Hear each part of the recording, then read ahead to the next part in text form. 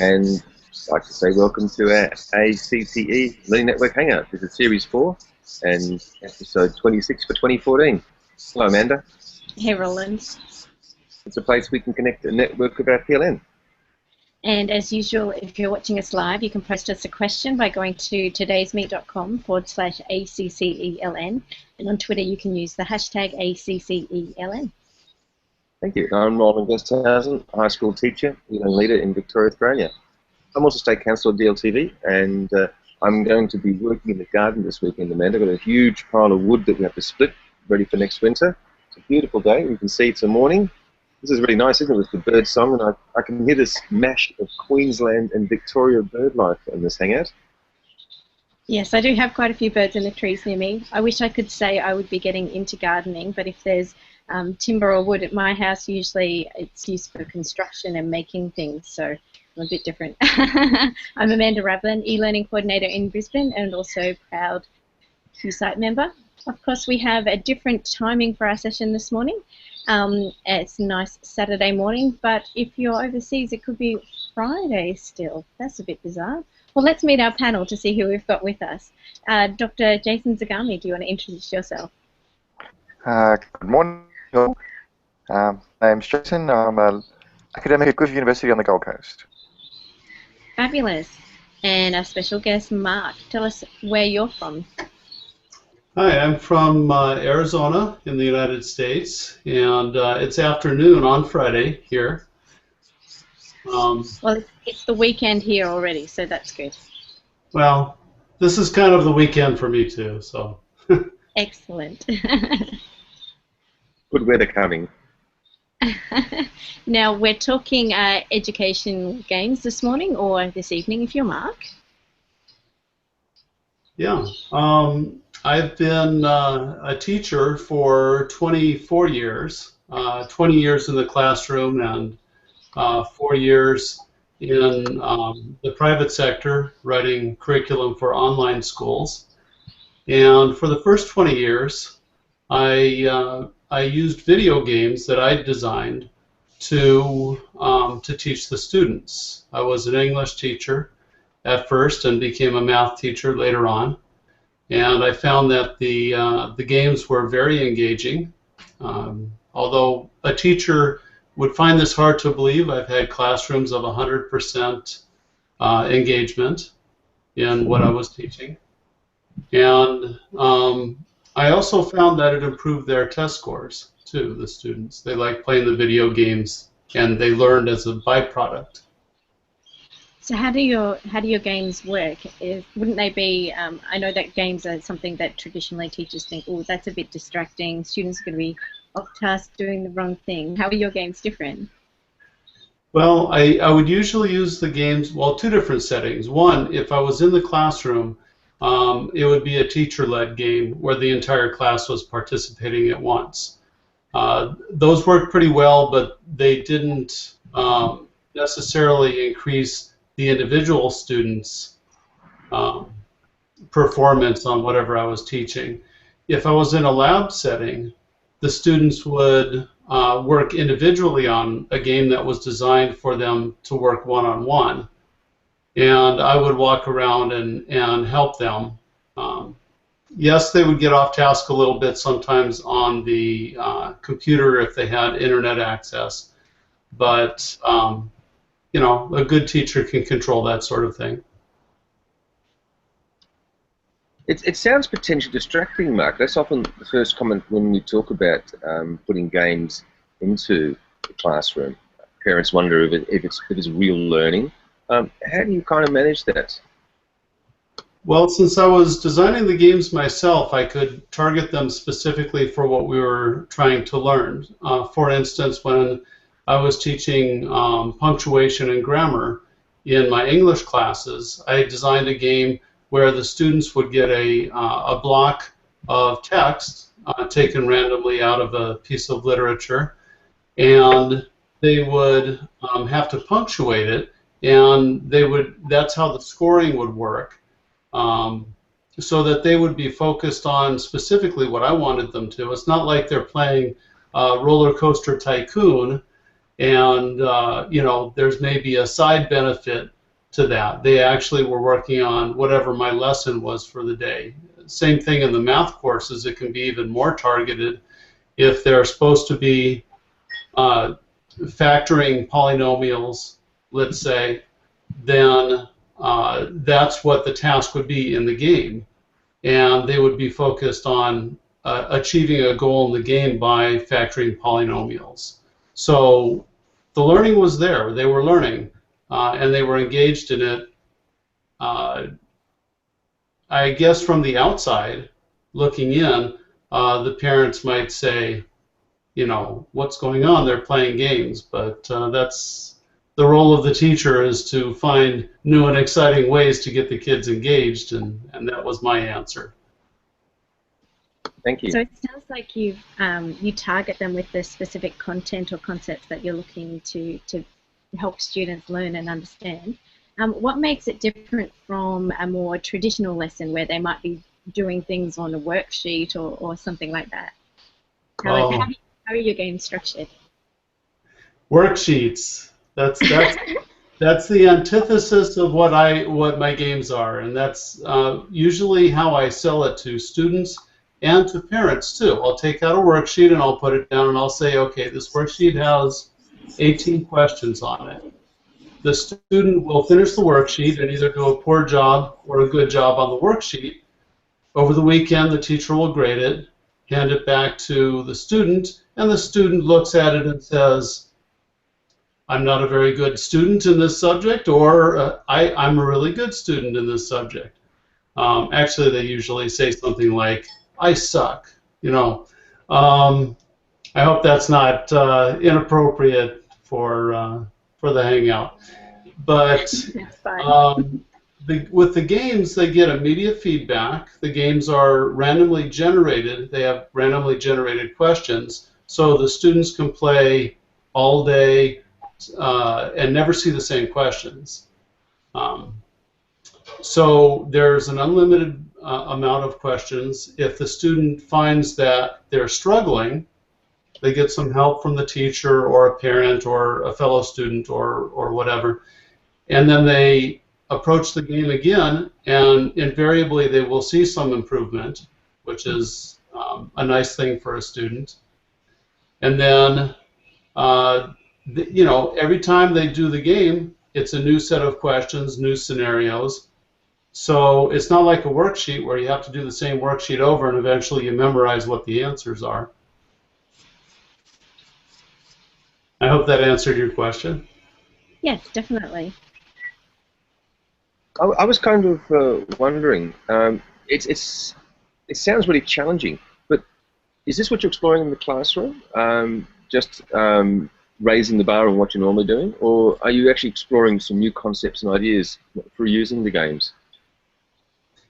Well, this grew kind of organically. There's an organization here in the U.S. called the Academic Decathlon. It's what it sounds like. It's a competition with 10 different categories. And I became the coach of one of the high schools here in Arizona for the Academic Decathlon. And that forced me to think of new ways to teach, because I don't know music very well. I struggle a little bit with teaching of art. Mathematics, sometimes they would throw in things that I wasn't familiar with. For instance, fractals, very cool, but I didn't know the mathematics behind them. So I would have to research and find ways to present this to the students in a way that I thought was exciting. Well, the same year that I got hired as a coach, we had at that school the first generation Macintosh computers, which had HyperCard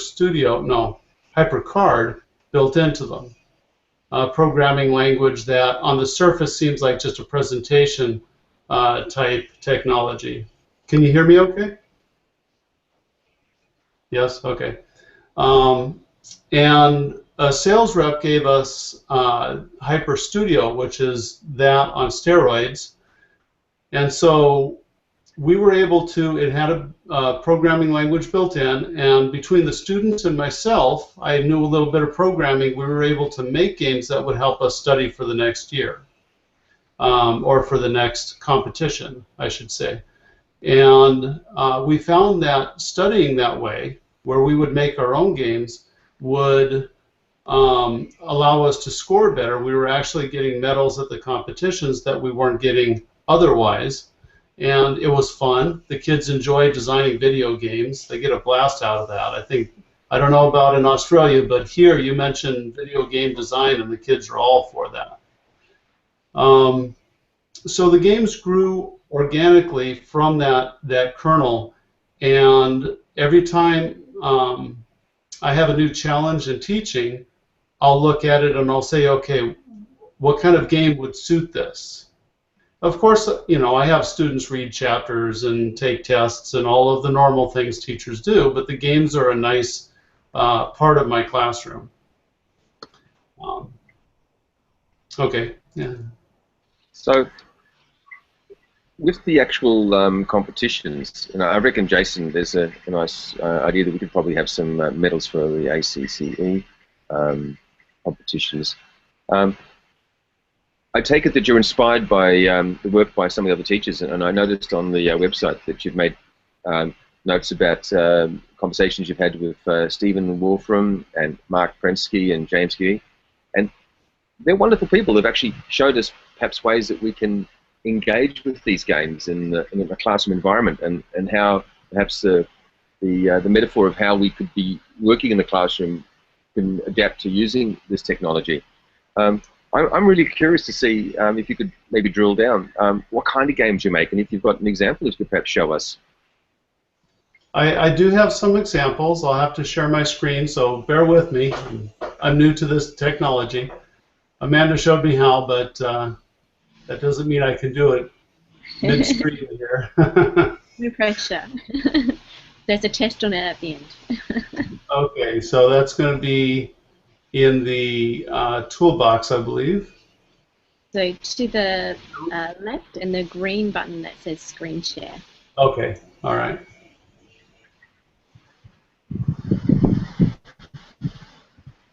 To be fair, I did explain a lot of things at the start, just before the Hangout. And if anybody's interested in having a look at some of the work by Mark, you can actually just Google Mark Greenburg games, and we'll also drop a link into the show notes, and I've dropped a link into the chat room. Okay, so I believe you're looking at... Not yet, Mark.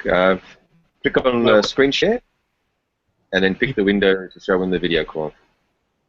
Okay, I thought I had done that. Let me try again.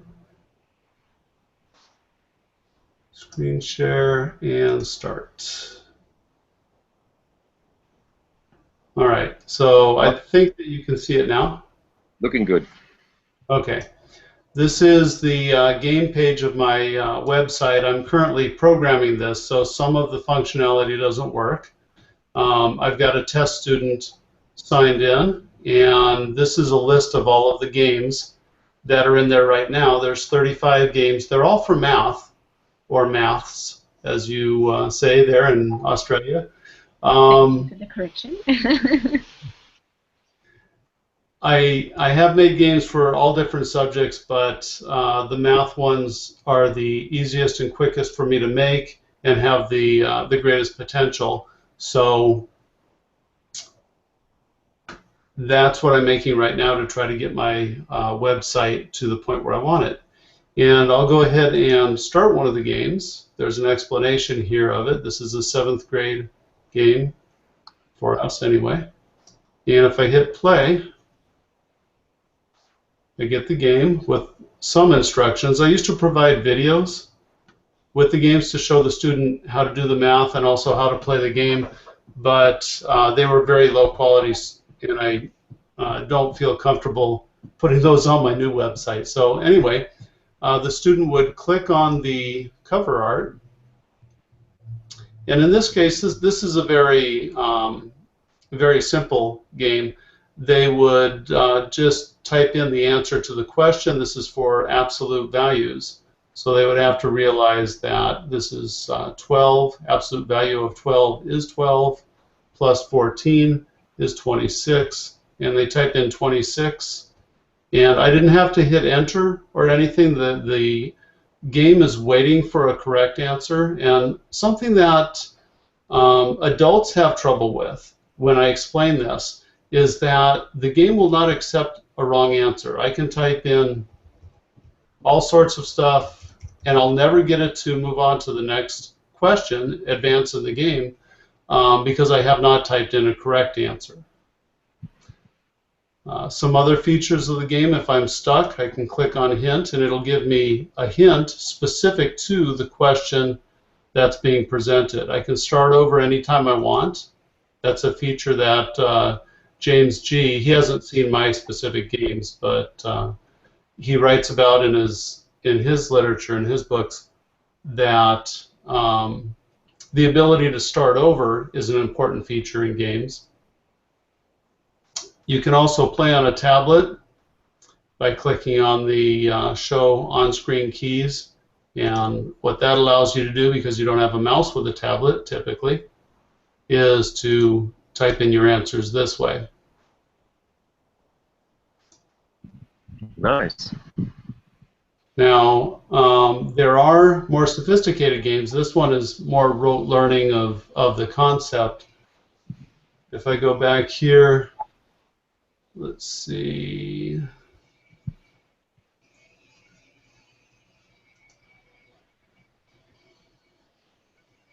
Trying to remember. A lot of them have drag and drop technology, where you drag something to the point. Oh, this one's not drag and drop, but this one's a geometry game where I have to figure out the angles or the arc lengths. And notice the fractals, the fractal artwork. That's because when I was an academic decathlon coach, I fell in love with fractals. That was something like 20 years ago. I'm still in love with them. I understand finding something and being obsessed with it for some time. Mine's a colour. It's a bit different. I'm just wondering, what type of tools do you use to make these games? Well, over the years I've had to change those. I'll go ahead and switch back so you can see me instead of the games. Sure.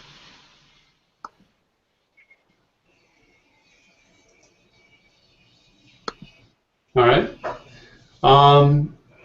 As I said, I started with HyperCard, was the very first set of tools that I used, and then moved to Hyper Studio, then a rather obscure tool that's now called LiveCode, or let's see, yeah, LiveCode. It used to be called Runtime Revolution. And then I moved to Flash when I got into the private sector. They wanted a mainstream technology, and so I redesigned the games in Flash. And when Flash started to become the technology of the past instead of the cutting-edge technology, the company I worked for wanted me to rewrite them in HTML5 with Canvas. And so I learned that technology. I have fun learning the different languages too. It's kind of a blast. And now I'm learning MySQL and PHP so that I can have a back-end database so that I can keep track of who's logged in, how well they've done on each game, that sort of thing, so the teachers can get reports. That's what I was working on this morning, a report for the teachers. So it's got a tracking system built in, so there's right behind it as well. You mentioned before that you had some students making their own games. Is that something that you're still doing? And how do the students, are they using HTML5 or Scratch or Flash, or what are they making theirs with? Well, I haven't been in the classroom for 4 years. I was working with the private company for 4 years, and now I'm trying to do this on my own without working for somebody else. I may go back to teaching at some point, but at this point I'm not in the classroom. I have taught video game design formally at one high school, and I also had my academic decathlon kids designing games informally. So I lost my train of thought. What was the question? It was about how do students create the games and what tools Oh, do they yeah. use?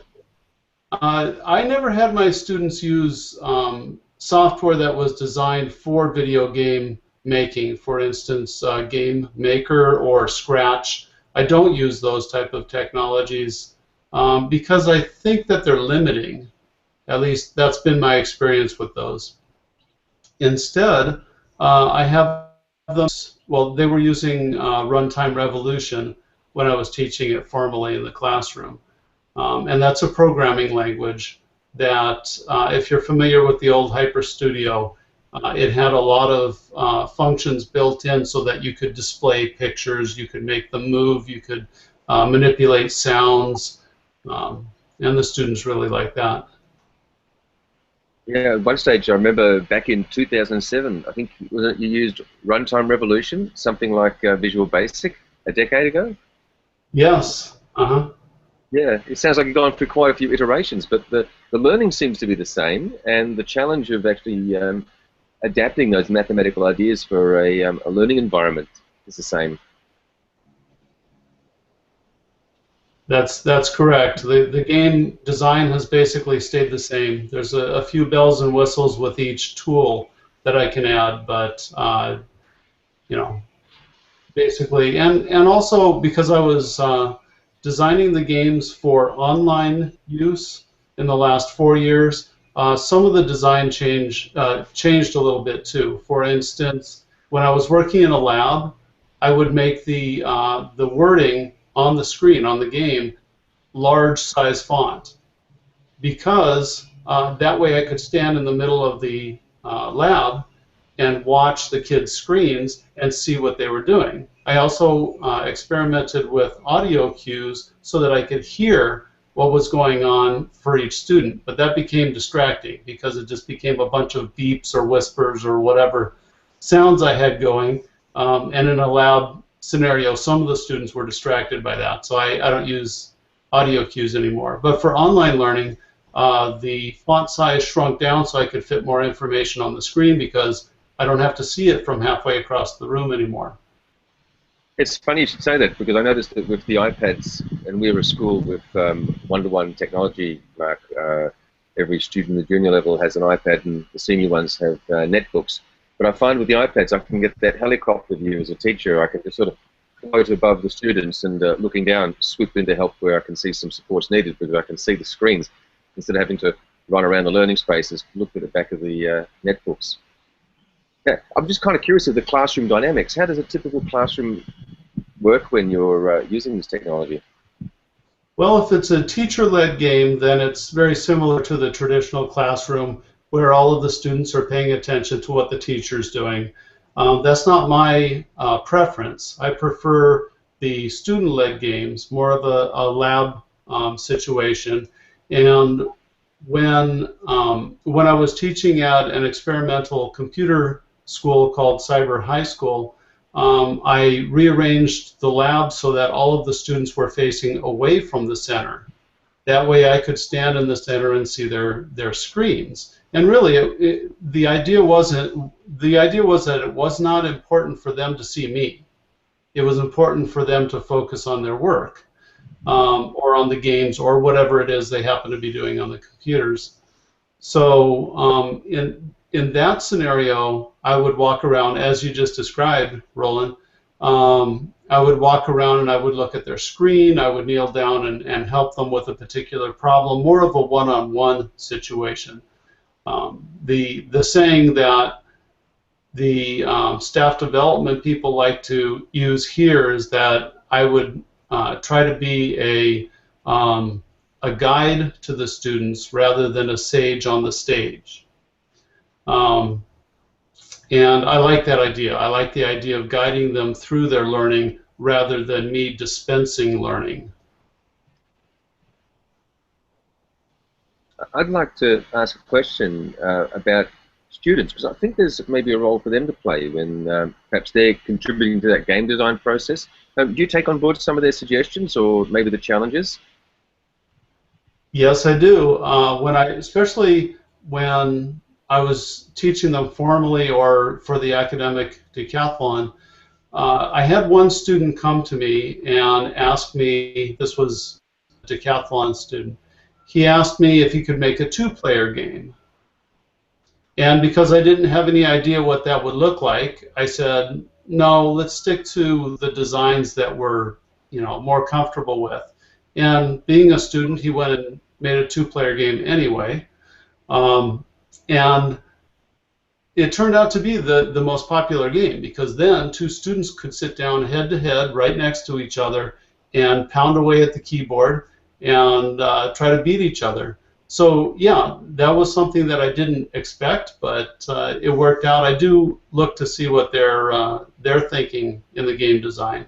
They tend to have more creative ideas, not necessarily ideas that will work the best, though. So like imaginary numbers or fantasy elements. Yeah, something like that. I noticed again that you mentioned on your website that you've had some trouble with trying to simulate all the parts of maths, especially with proofs. How do you work around those hurdles, or do you come up with the notion of perhaps not everything can be simulated by a game or learned through a game? Well, proofs is the only thing that I've been stuck on. In my mind, it may not be true, but in my mind, I think that the entire math curriculum can be handled with games. Not that it should be, but it can be, except for proofs. Because proofs, you start out with a conjecture, and you have a beginning and an end in mind, but there are a million paths to get there. And so with proofs, I don't know how the game would look. I mean, how can I reward a student because they may be taking a roundabout way that still works, For just about everything else in math, I could make a game for it that I've encountered so far. I've also made games for art, music, science, social studies. The science game that I made, I thought it was great. The one science teacher I gave it to, though, didn't think it was so great. It was for inherited traits, and which traits can be inherited or can be traced back using Punnett squares to see what the different alleles were. But when you're making that sounds games, do you find that sometimes that maths is missing the context for the problem, where we've distilled it down to the point where it just becomes a numerical exercise, and perhaps it's missing that real-world context? Or is that the advantage of your website? You can sort of inject that where it fits into the real world.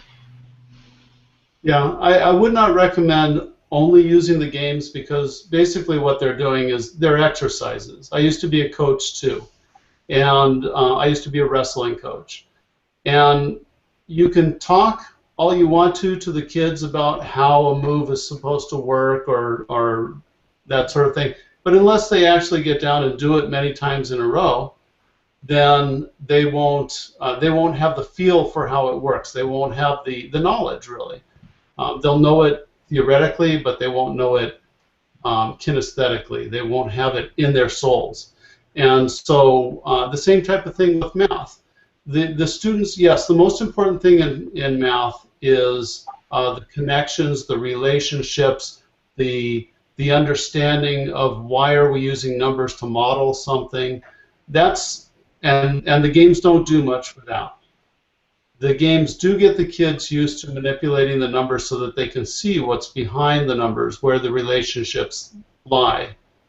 And that's what I think is the benefit, the use of the games. The teacher can't just throw a game out there and say, okay, now you know how to factor polynomials, we're going to move on to the next chapter. The teacher has to supply the really important parts of learning math, or learning any subject, the connections. the theories. It doesn't do the instructional aspect. It's more that reinforcement. And from the sounds of it, you're looking at things that have a set answer within the type of structure that you put together. Is that right? For the most part, yes, but many of the games will accept a variety of answers. For instance, one of the games asks for what they point on this line or on this curve, and the student can type in any point. They could realize that, hey, this is easier if I start with 0 and then multiply 0 out, and they can come up with a point that was easy to get. But it'll accept any of the answers. And same thing with the language arts, the English games that I would make. I would make it so that there were hundreds of different answers that the students could type in and still be rewarded for that. Yeah, so if they got one apostrophe right, but not the others, it would still give them some sort of credit for that. Yeah, it would, if it's a correct answer.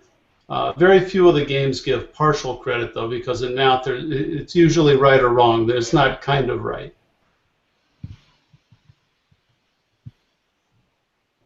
That's interesting. Do you ever get into some debates with students when they're challenging the learning that might be happening for their notion of what is the correct maths? Well, that's usually where the best learning takes place, when the student stands up and says, the game is wrong. Mr. Greenburg, come over here. I'm going to prove it to you. Yes, I used to have a game called Chicken Scratch, that was more of a Jeopardy. I don't know. Do you have Jeopardy there, right? A game show type situation, yeah. And I had a question in there that said, which of the African nations was founded by former American slaves? And the answer was Liberia. Well, one of the students said, that's not true. It was founded by upper-class Americans, and they sent the American slaves to be the populace of Liberia. Is that right? No. Yeah.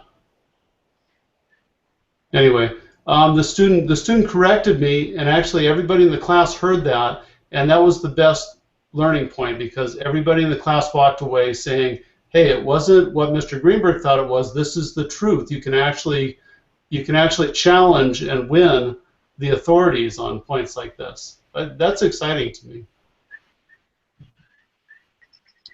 I guess lastly, I'm also curious about parents. Quite often they throw their hands up in despair when children present them with maths homework. The solution process or mathematical constructs is going to be different to how they may have learned maths. It's seen as unfamiliar. Do you think there's some scope for parents being able to tap into the kind of learning that might be happening, maybe even participating in some of the games? Yes, I often have a report back from my kids that they played with their parents.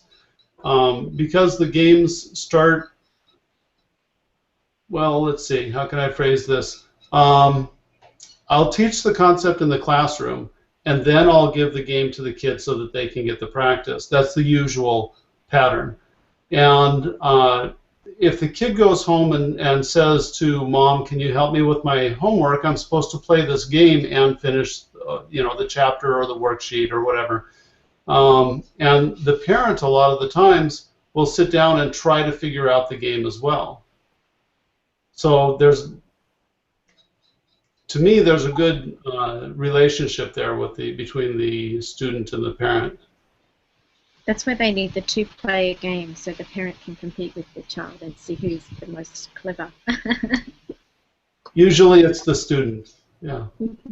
Well, they've recently had the learning in class, so obviously. Well, actually, students being who they are, usually there's a student or two in each class that can do better than I can. And I have no trouble sitting down because I can put it on the smartboard and everybody can see what I'm doing. And I'll go ahead and give it my best shot. And usually there's a kid or two who will come in during lunch and practice enough so that they can beat me. So And I'm cool with that. That's fine.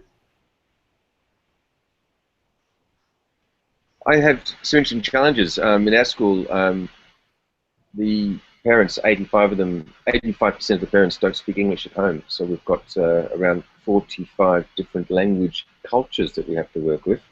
And I noticed that maths is an international language. It can be taught across the different cultures, but it's surprising how many different ways that maths are taught around the world. Do you see that there's some opportunities to create some multilingual versions of that, or is that a challenge for the educators perhaps to adapt? Well, I've got people around the world testing the games right now, and there's a person in the Dominican Republic that has offered to translate the games into Spanish for me.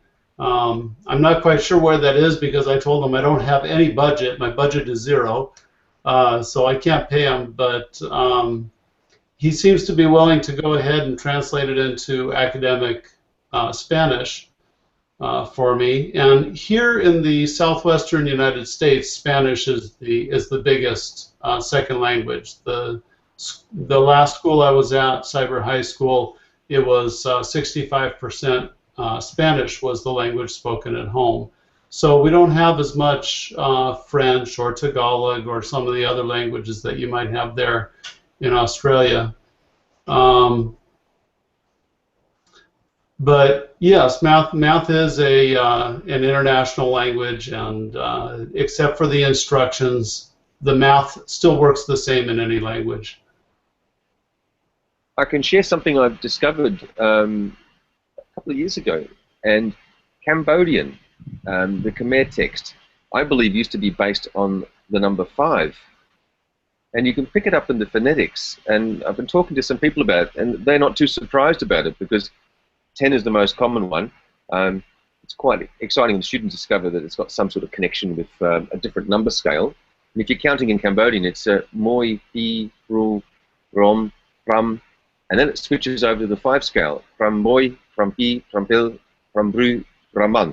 But basically it's 1, 2, 3, 4, 5, and then 5, 1, 5, 2, 5, 3, 5, 4, 10. Yeah, so base 5, very interesting. I didn't know that. Yeah, you pick it up on the phonetics, and it's raised a few eyebrows here, and it's been, well, the children sometimes look at it as very primitive language, but when I show them its connection with a different number scale and how I use 16 and 8 as an IT teacher, they get all excited about it. Yeah, it sounds like because 10, at least I believe that 10 came about because we have 10 fingers, so 5 would be a natural system for people to use too, because you have 5 fingers on one hand. I wonder if we should think about wrapping up about now. Just some closing questions. Jason, do you have something you'd like to ask? Mark, I'm sure you've probably seen other computer-based problem-solving correction programs like Wolfram Alpha's site and so. How do you see your games differing from more traditional online problem-solving activities? Well, yeah, Wolfram Alpha will solve equations as you type them in, or solve math problems as you type them in.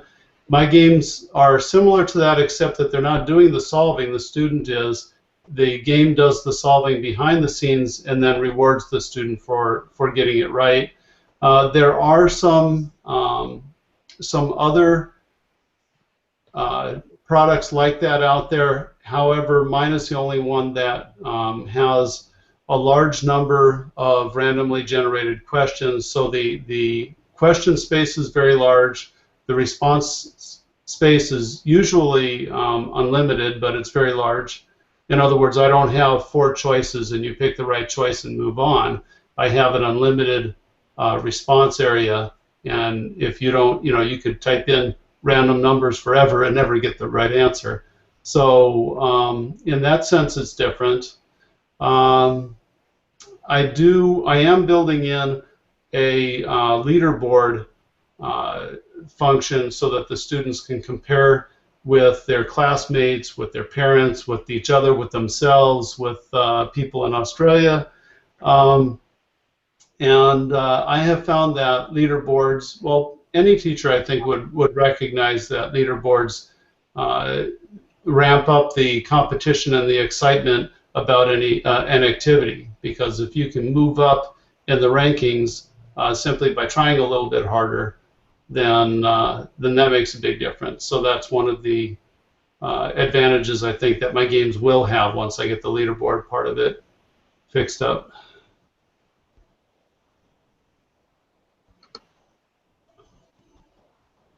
Mark, I've really enjoyed having you on with us tonight. I first heard about your work back in 2007 through a friend, Tony Forster. Tony and I were with a games programming cluster in Melbourne. We were looking at using games for teaching maths and science, probably more the science. Tony was really keen at seeing how we can use them for exploring maps, and I was curious to see how he kept adapting and mashing Game Maker into an environment. I'd be really keen for you to have a chance to meet up and have a look at some of his work. What I've enjoyed about some of your games, they are rote-based, but I've got a bit of a glimpse now as to how you weave them into your classroom. And that gives me some scope towards maybe sharing the maths teachers ways of gamifying some of the work they're doing, moving away from just the rote learning to getting the kids to explore, and using these as sort of exercises and challenges for understanding some mathematical ideas and concepts.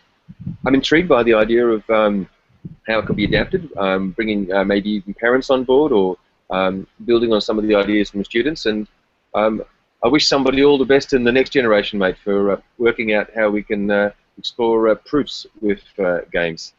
But thank you very much. I've enjoyed meeting you tonight and talking about this. Thank you for the opportunity. Jason, if you want to have some closing thoughts, and Amanda? No, I think certain teachers and students that will find the opportunity to solve mathematical problems in this way, and I wish the very best with that. Thank you. Anything that adds an element of fun and competition really enhances aspects of the classroom, particularly when it's something that I think students don't always know can be engaging and fun, like maths can. It would ideally be wonderful if all students found an inherent sense of joy in coming up with proofs. I may or may not have experienced that joy in the past. Actually, I have. I think what's really interesting, just reflecting on some of the things you have shared, is how we can build upon the ideas from our students for creating these types of games and enhancing them and building that sense of challenge into what we do in the classroom. And thank you for sharing the things that you've been working on with us this morning for us, and this afternoon for you. It's been really wonderful to have you join us. And we're still finalising the details of our next show, but please check our ACCELN.wikispaces.com page in the coming days for more info. And if you're part of our ACCE Learning Network community on Google+, then you'll automatically get an invite to each of our Hangouts, so we encourage you to do that. And remember, you can view all of our past Hangout recordings at acceln.wikispaces.com. Thank you for joining us. Thank you. And happy birthday to Carl Sagan, who will have turned 80, I think, tomorrow. And I look forward to seeing you all next week. Bye. Bye-bye. Bye. All that wonderful musical noise of the birds in the background. They are lovely.